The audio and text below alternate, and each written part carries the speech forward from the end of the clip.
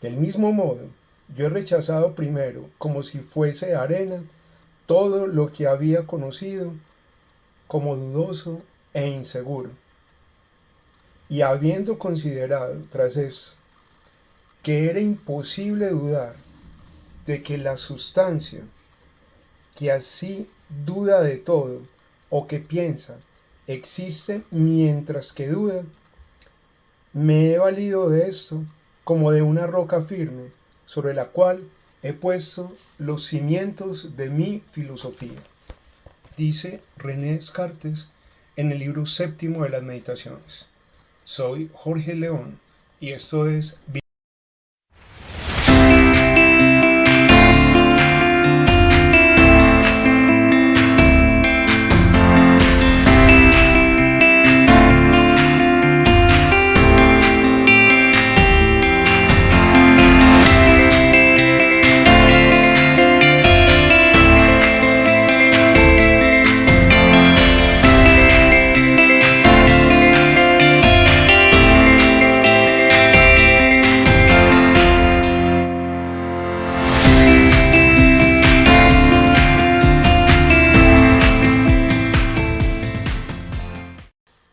Siguiendo la línea de la epistemología, vamos a hablar hoy de René Descartes.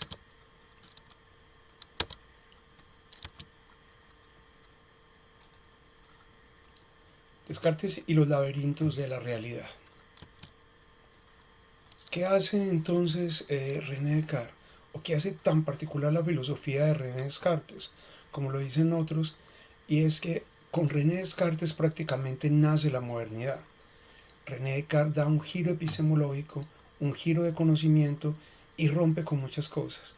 Con René Descartes por primera vez asistimos a la emergencia del yo, a la emergencia del sujeto, de un sujeto que se afinca para conocer en él mismo, que ya no tiene que depender de nadie. El punto de partida entonces de René Descartes es la duda metódica, y Descartes duda de todo, duda de aquello que no es evidente, es una duda universal porque consiste en poner entre paréntesis los conocimientos anteriores, y es metódica porque no admite la verdad de ninguna cosa mientras no se alcance una certeza absoluta.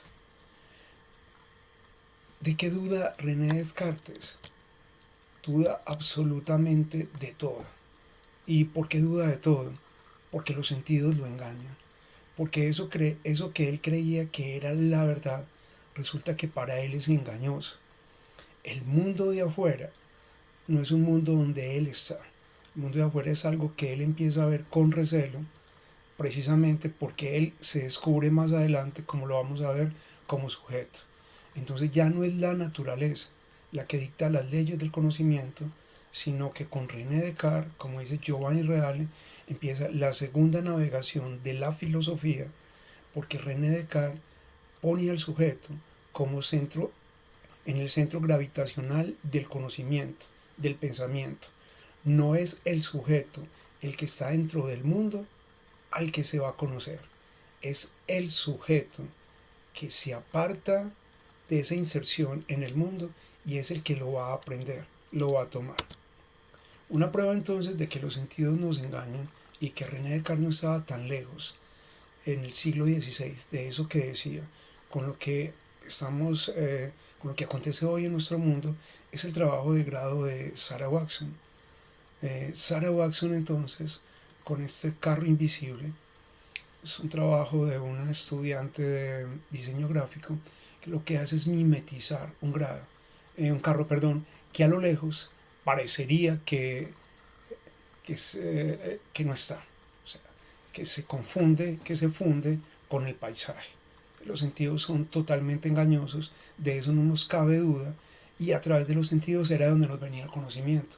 Por eso es que René Descartes duda de todo, duda de lo que le enseñaron en la escuela, duda de lo que le enseñaron en su casa, llega a dudar hasta de la misma religión, porque ya no es la religión la que le dicta las, eh, las normas para conocer, sino es él mismo el que está ante una gran encrucijada y se está preguntando, bueno, ¿esto es real o no es real? Prueba de lo que los sentidos lo engañan es que René Descartes en las meditaciones, en la segunda, empezando las meditaciones, expresa que dormidos o despiertos sentimos lo mismo. Y dicen, en innumerables ocasiones he soñado que estaba aquí mismo, vestido junto al fuego, cuando en realidad estaba durmiendo en la cama. En ese momento, soy seguro que estoy despierto, mirando este papel. Y es prácticamente lo mismo que las hermanas Wachowski hicieron en la película Matrix, perdón, que para esa época no eran hermanas, sino eran hermanos. Entonces, si en innumerables ocasiones yo estoy acá grabando este video y resulta que eso también me pasa en los sueños, la primera pregunta, la primera inquietud que asalta a René Descartes es, bueno, entonces, ¿qué es la realidad? La realidad desapareció de un momento a otro. Y eso es lo que las hermanas Wachowski muestran en Matrix. Vamos a verlo.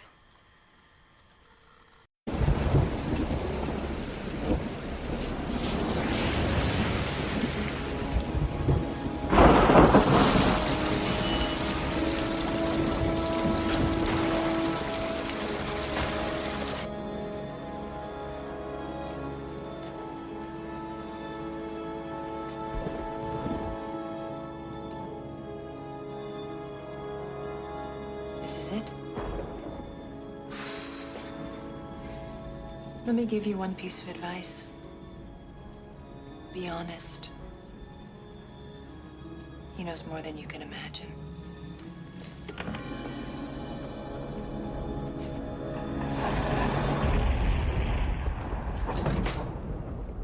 At last. Welcome, Neo. As you no doubt have guessed, I am Morpheus. It's an honor to meet you. No. The honor is mine. Please, come, sit.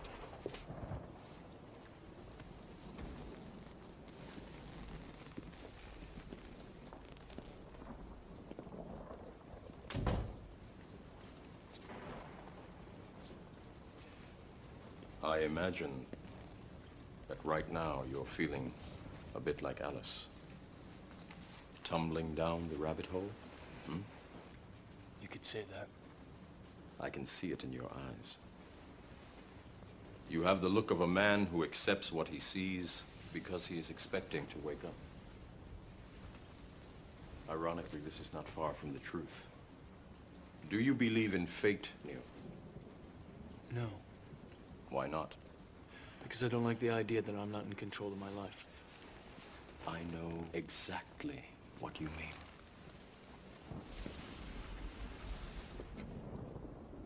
Let me tell you why you're here. You're here because you know something. What you know you can't explain, but you feel it. You felt it your entire life, that there's something wrong with the world. You don't know what it is, but it's there, like a splinter in your mind, driving you mad. It is this feeling that has brought you to me. Do you know what I'm talking about? The Matrix. Do you want to know what it is? The Matrix is everywhere. It is all around us. Even now, in this very room. You can see it when you look out your window or when you turn on your television. You can feel it when you go to work, when you go to church, when you pay your taxes. It is the world that has been pulled over your eyes to blind you from the truth. What truth? That you are a slave, Neo. Like everyone else, you were born into bondage, born into a prison that you cannot smell or taste or touch. A prison for your mind.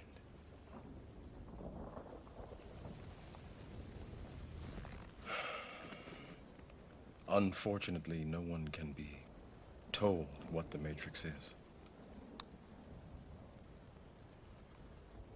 You have to see it for yourself.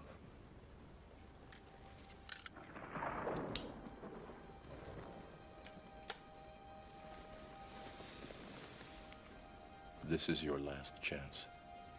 After this, there is no turning back. You take the blue pill, the story ends. You wake up in your bed and believe whatever you want to believe. You take the red pill, you stay in Wonderland, and I show you how deep the rabbit hole goes.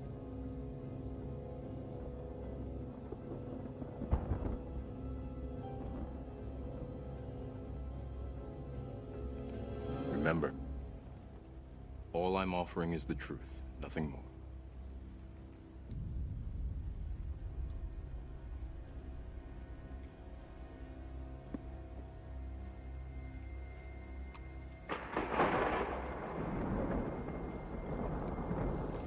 Follow me. Tal y como en Matrix, el mundo ha desaparecido. ¿Y por qué ha desaparecido? Porque yo no tengo certeza si en este momento esto es un sueño. Puede que sea el peor sueño. Levantarse a una hora temprano, a escuchar una clase de realidad virtual, una clase virtual, porque el mundo real en este momento por las circunstancias no nos lo permite. O vamos a ponerlo en otros términos. Imagínense ustedes que alguno de sus compañeros sale del colegio, es atropellado por un carro y esa persona tenía tantos deseos de graduarse que sigue proyectando ese mundo imaginario. Y en ese mundo imaginario nosotros somos seres existentes, pero no tenemos la conciencia de que alguien nos esté pensando. O digámoslo de otra manera, para que se entienda esto más fácil. ¿Cuántas veces no nos hemos levantado asustados pensando que llegamos tarde o que se nos hizo tarde para ir al colegio, a la universidad, al trabajo, y resulta que estábamos durmiendo? Los sueños son tan vívidos que no tenemos conciencia si esta es la realidad. Y eso es lo que plantea, o es el dilema que se le plantea a Neo, el protagonista de Matrix, cuando se encuentra con Morfeo y le dice: no, es que nada de esto es real. El mundo que usted conocía, donde usted era un oficinista en la mañana, donde era un hacker de noche, no es real. La realidad es otra. Y Morfeo todavía no lo quiere creer. Dice entonces René Descartes: ¿quién me hace pensar todo eso? René Descartes descarta la posibilidad de que sea Dios, precisamente porque le habían explicado o le habían enseñado mejor que una de las categorías de Dios era que Dios era totalmente bondadoso. Si Dios es totalmente bondadoso, desde la lógica, no desde las creencias, Dios no lo puede engañar. Si no es Dios, tendría que acudir a una entidad metafísica como el diablo. Pero entonces ya dejaría de ser esto un problema de filosofía, y precisamente lo que quiere hacer Descartes es, desde la razón, encontrar los cimientos desde los cuales, como lo leí al principio en ese fragmento de las meditaciones, los cimientos desde los cuales armen su edificio de conocimiento. Entonces, como un mago, desde la manga, desde toda esa literatura fantástica que se cocinaba en el siglo XVII, en la época de Descartes, René Descartes inventa un genio maligno. No es que él crea en el genio maligno. Si se tiene que haber un ser engañador que me esté haciendo pensar todo esto, yo mismo no puedo ser, porque me voy a conducir a la locura. Tiene que haber un ser superior a mí. Ese ser no puede ser Dios, porque me dijeron que Dios era bueno. Dios no me puede llevar al engaño, Dios no me puede someter a prueba, como a veces se dice desde la religión. Aquí lo estamos haciendo desde la lógica, de si Dios no me puede someter a prueba porque Dios es bueno, y alguien bueno no te va a someter a una prueba tan esquiza, tan loca, de hacerte creer que esta no es la realidad. Tiene que ser un genio maligno. Pero hay algo en lo que ese genio maligno no lo puede hacer dudar. ¿Y de qué no lo hace dudar este genio maligno? Y es de lo siguiente. Dice René Descartes en la tercera meditación: inmediatamente después me di cuenta de que mientras quería pensar de ese modo, que todo era falso, era necesario que yo, a fin de cuentas, era quien lo pensaba, fuera alguna cosa. Y dándome cuenta de que esta verdad, yo pienso, luego soy, existo, era tan firme y tan segura, que las más extravagantes suposiciones de los escépticos no eran capaces de hacerla tambalear. Juzgué que podía admitirla sin escrúpulos como el primer principio de la filosofía que buscaba. Y ese es el gran descubrimiento de René Descartes, el pienso. Entonces, vamos a recapitular. René Descartes empieza a dudar de todo. Duda porque los sentidos lo engañan. Duda porque, dormido o despierto, siente lo mismo. Empieza a pensar que quién lo está haciendo crear esos pensamientos tan esquizos. ¿Quién lo está llevando a estas disquisiciones tan locas? No puede ser Dios, entonces tiene que ser un ser superior a él. Pero hay algo en lo que ese ser superior no lo puede engañar, que quien está pensando todas las cosas tan locas es él. ¿Por qué? Porque René Descartes no tiene conciencia de que haya algo fuera de él que lo esté haciendo pensar en estas cosas. ¿Se acuerdan de el ejemplo que les decía de la estudiante que sale de clase, la atropella un bus, queda en coma y sigue en su coma proyectando toda la cotidianidad de las clases?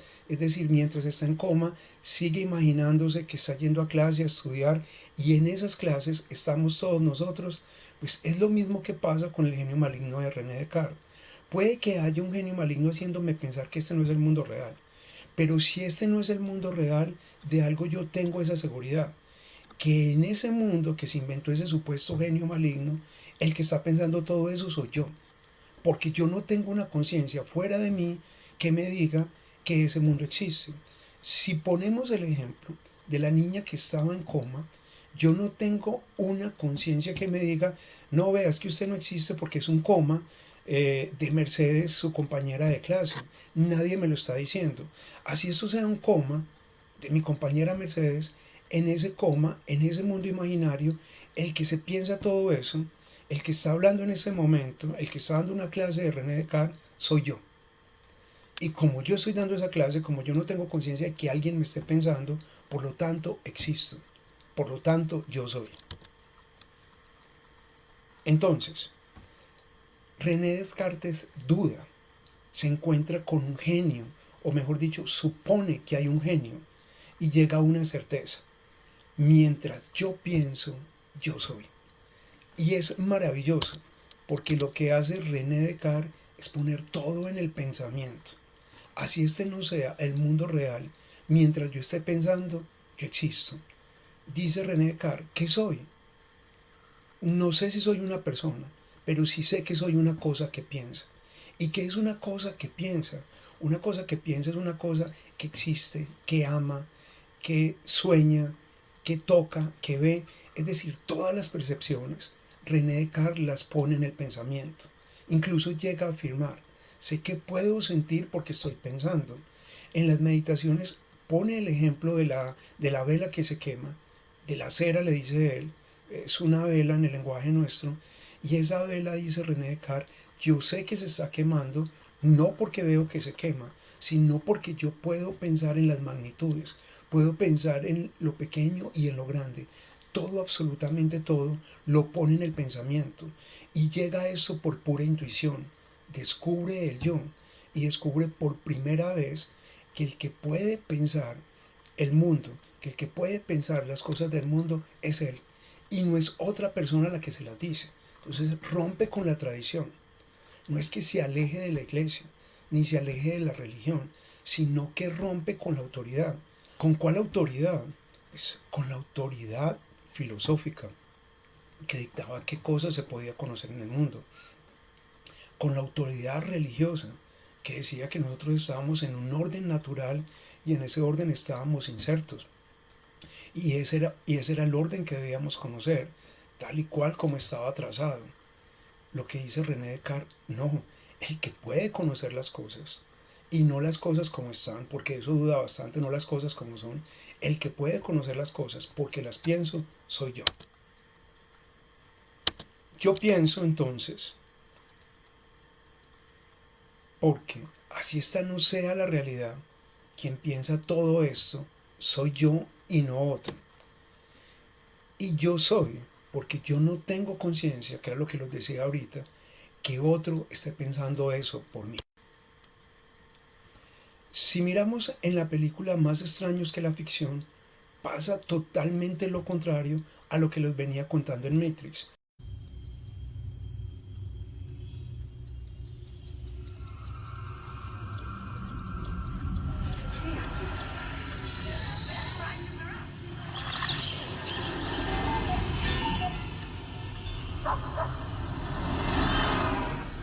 Esta es la historia de un hombre llamado Harold Crick y su reloj de pulseras.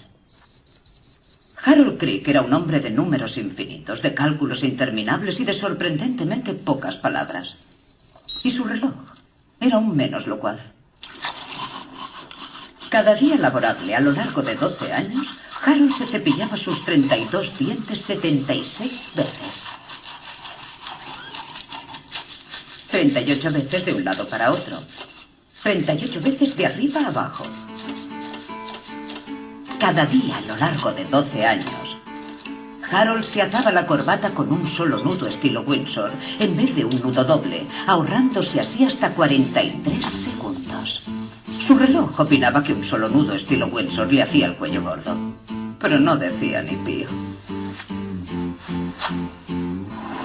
Cada día laborable a lo largo de 12 años, Harold corría a la velocidad de casi 57 pasos por manzana, recorriendo 6 manzanas para pillar por los pelos el autobús de Kronecker de las 8:17. Su reloj se deleitaba con la sensación del viento fresco acariciándole la esfera.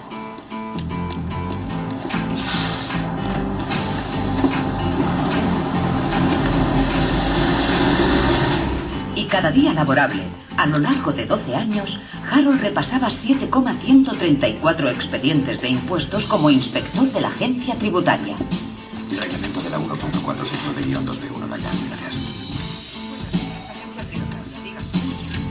Harold, 89 por 1417. 126.113. Me sale la cuenta. Solo se permitía un descanso de 45,7 minutos alimenticios y otro de 4,3 de ingestión de cafeína. Todo cronometrado con precisión por su reloj. Sí, dígame. Estupendo. Hola, Jay. Iremos a Murray o donde quiera que vaya.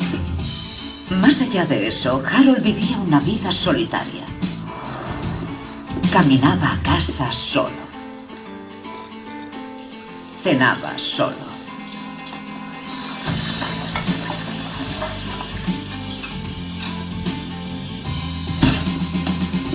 Y exactamente a las 11:13 cada noche, Harold se acostaba solo, dejando su reloj de pulsera descansando en la mesilla de noche junto a él. Eso era, por supuesto, antes del miércoles. El miércoles el reloj de pulsera de Harold lo cambió todo. Pero ¿por qué quise traer esto que pasa en Stranger the Fiction? Porque es precisamente lo que dice René Descartes cuando el mundo le desaparece. Es decir, el planteamiento de la película es fabuloso por lo que van a ver a continuación.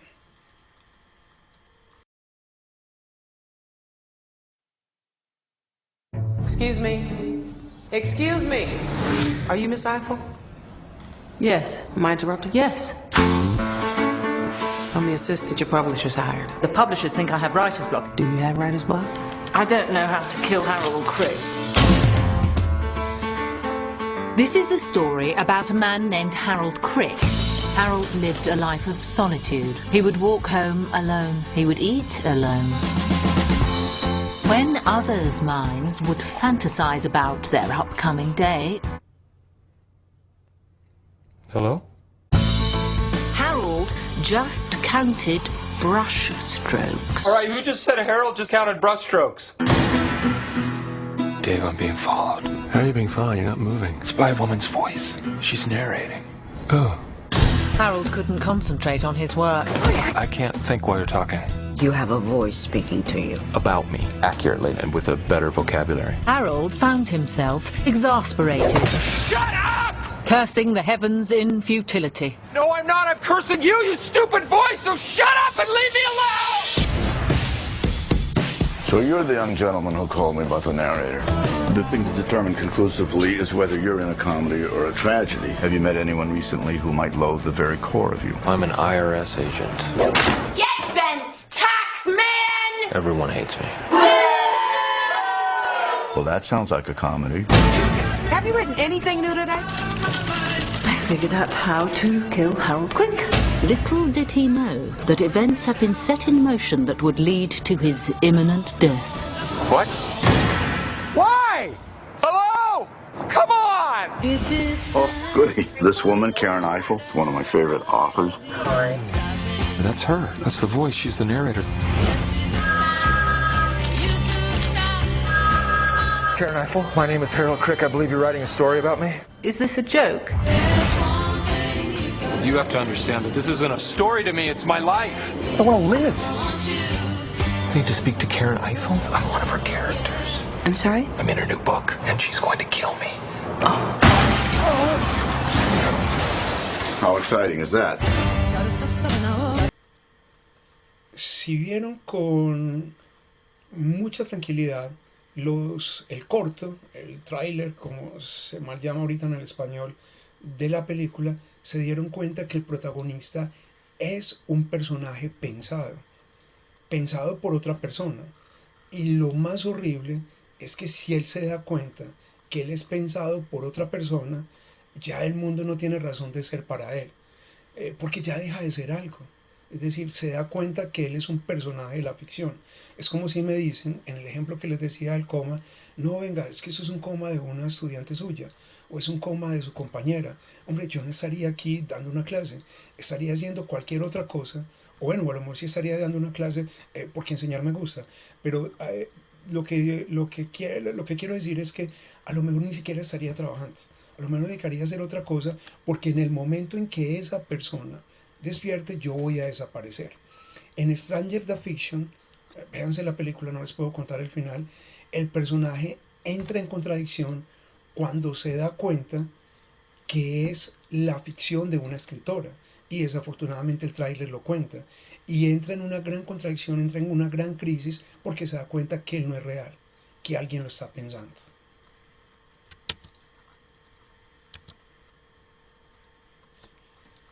Hay un problema entonces enorme para René Descartes, y es que tiene que recuperar el mundo real, porque hasta el momento él solamente ha sabido que es una cosa que piensa. Es decir, su cuerpo ni siquiera puede admitir que es de él, solamente llegó a una verdad. Y hay una manera para recuperar ese mundo real, y es esculcando en su mente, esculcando en lo que acaba de descubrir. ¿Y qué tiene que esculcar? Las ideas. Entonces, dice René Descartes, hay tres tipos de ideas. Las ideas adventicias, esas que nos vienen por ahí, que a veces no sabemos de dónde nos llegan, pero que otros las pusieron para que las conociéramos. Las ideas de facto, que son las ideas con las que yo me encuentro, las que experimento, pero de las que puedo dudar, precisamente porque los sentidos nos engañan, y las ideas innatas, que son las que nacen con uno. En esos tres grandes grupos de ideas es donde René Descartes se propone recuperar el mundo real. Miremos esto con calma. Entonces, las ideas adventicias vienen de la experiencia. Y como la experiencia es imperfecta, porque los sentidos nos engañan, en esas ideas no puedo confiar. Las pensaron otros las aportaron, pero siguen siendo imperfectas. Las ideas de facto son las ideas que yo fabrico, y como yo soy un ser finito, dice René Descartes, soy un ser imperfecto, tampoco puedo confiar en esas ideas. Entonces me tengo que remitir a las ideas innatas. Las ideas innatas son las que nacen con uno. Y hay una sola idea innata que no está contaminada y que nació conmigo. Y es la idea de un Dios perfecto. La idea de un Dios perfecto es la que le va a garantizar el conocimiento del mundo. René Descartes, para acudir a esta idea, se remonta a los planteamientos que hace San Anselmo para demostrar la existencia de Dios en la Edad Media. ¿Por qué la idea de Dios nace conmigo? Dice René Descartes. Porque la idea de un ser superior fue implantada por alguien más. ¿Quiénes? Mis padres. ¿Y quiénes se la implantaron a ellos? Sus padres. Y a los padres de mis padres, sus padres. Es decir, mis bisabuelos. Y si empiezo a remontarme, tengo que admitir desde la lógica, es lo que expone Descartes, que hubo un primer ser superior que implantó esa idea. Es decir, que esa idea no fue inventada por nadie más, sino que si yo me empiezo a remontar lógicamente hasta el infinito, por decirlo de alguna manera, es decir, hasta la primera pareja de seres racionales, tengo que admitir que fue esa figura de un ser superior, o que fue ese ser superior mejor, el que implantó esa primera idea. Desde la lógica tiene mucha razón, pero desde el conocimiento, desde la epistemología, todo el mundo se le viene encima a René Descartes. Y se le viene encima porque no tuvo en cuenta esos factores, que es los que vamos a ver a continuación. Este gráfico no es mío, pero me gusta demasiado, porque resume lo que venimos diciendo. Y entonces es la manera como recupera René Descartes el mundo real. Ubiquémonos en la parte superior y hablemos de la duda metódica. Entonces, el conocimiento que teníamos era un conocimiento sensible. Y era un conocimiento sensible porque en los sueños, como en la realidad, yo puedo sentir lo mismo. De ahí pasamos a un conocimiento racional.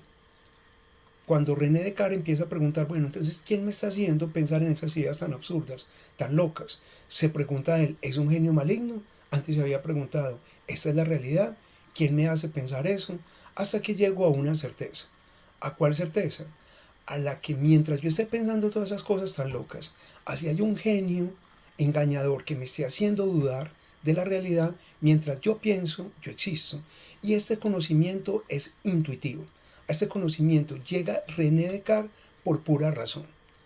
Este conocimiento entonces establece el primer criterio de verdad. Y ese primer criterio de verdad es una realidad que yo puedo descubrir con claridad y con distinción. Tengo entonces que recuperar el mundo real. ¿Dónde lo recupero? Esculcando en la razón, esculcando en tres ideas. De esas tres ideas, descarta las ideas de facto porque son hechas por mí y son imperfectas, y descarta las ideas adventicias porque son ideas de otros que llegan a mí y también son imperfectas. Entonces me remito a la idea innata. Y la única idea innata que hay es la de un Dios existente y veraz. Y ahí es donde se le complica el mundo a René Descartes. Claro, él lo explica lógicamente, como se lo dije ahorita, recurriendo al argumento de San Anselmo. Si se devuelve en la lógica de la creación hacia el infinito, él dice, tengo que admitir que un Dios verdadero y veraz puso la idea de que había un ser superior dentro de los primeros habitantes del mundo, y así se me transmitió a mí. Entonces, si ese Dios implantó esa idea en ellos, es porque Dios existe. Con eso desaparece el cuento de que eso sea un sueño y desaparece la idea de un genio maligno, y puedo admitir entonces que el mundo es verdadero, y así lo recupero. Pero ahí hay un gran problema. ¿Cuál es ese gran problema? Que todo el mundo se le viene encima de Descartes y le dice, un minutico, usted para explicar el yo pienso y el yo existo, recurrió a las ideas que había en usted. En cambio, para recuperar el mundo real que se le había ido, como le pasó a Neo en la película Matrix, recurre a algo que está por fuera de usted. Y en ese sentido, usted se vuelve tramposo, porque se va por la tangente. Y a ese argumento de Dios, a René Descartes le plantean varias objeciones. La primera es que cómo está tan seguro de que si hubo un Dios que implantó esa idea en las primeras personas, en los primeros seres pensantes, para que después se la transmitieran a usted. Segundo, le critican que utilice la misma argumentación lógica, que está muy bien explicada, que hizo San Anselmo para recuperar el mundo real, sabiendo que él rompe con toda la tradición y sobre todo con la tradición cristiana, que era la que nos decía que se debía conocer. Si había algo interesante, o si hay algo interesante en René Descartes, es que descubre el yo. Y cuando descubre el yo pienso, él es el que empieza, y con esto, inaugura la modernidad, porque es René Descartes el que está diciendo, el que pone las leyes del conocimiento, el que sabe qué se puede conocer, el que limita qué es el mundo y lo que hay en él no es la tradición, no son seres superiores, no son seres etéreos como los dioses o los ángeles, soy yo mismo. Entonces por eso le critican tanto ese argumento. Sin embargo, eso no resta fuerza al aporte tan valioso que René Descartes le da a la filosofía, y sobre todo no le quita grandeza a lo que hace René Descartes con el conocimiento a partir de la fundación de sus ideas. Nos vemos en la próxima clase.